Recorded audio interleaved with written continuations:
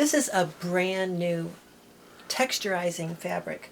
I didn't discover it. One of my wonderful customers brought it to my attention. It's from Superior, the same people who make the monofilament thread. And it doesn't tell us what the fiber content is, surprise, surprise. However, this fabric shrinks 30% in all directions. So just think about the possibility. Here I've taken this cotton fabric, and it was very easy to decide where to stitch, just going in these hexagon grids. So I did such by just stitching with my sewing machine. Now, what you do is you hold a wet steam iron right above the surface and you steam it.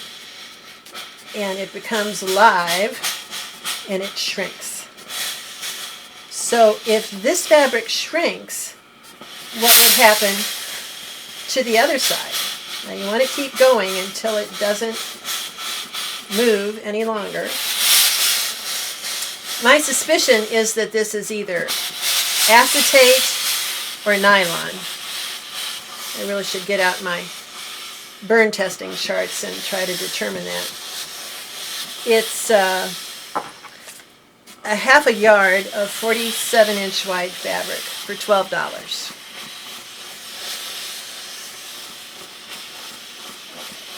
I don't have this completely done. You need to keep steaming it. And note that I'm not actually touching the fabric with my iron. I'm just holding it above and making my iron steam.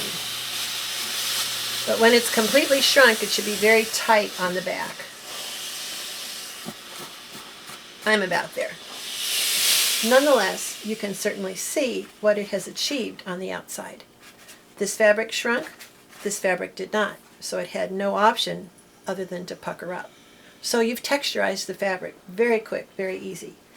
So, you know, on a pillow or something, that would be fine, but if this is going to be in a garment, obviously through washing and drying, and if you press it, those puffs probably are not going to remain. So you might want to then just experiment with what's going to happen if I smush that tucking. It's still equally interesting, I believe. So I can't wait to use this like in the collar and on cuffs or just a portion of one of my sweatshirt jackets. I think it's lots of fun. That same customer has done extensive testing for me, and she sent them to me. Such a sweet gal. So she was sandwiching it in between fabrics and doing a floral print with it, just free motion stitching along the lines of the flower, then shrinking it. You also wouldn't have to put it entirely on the back of a fabric. You could put it just in spots.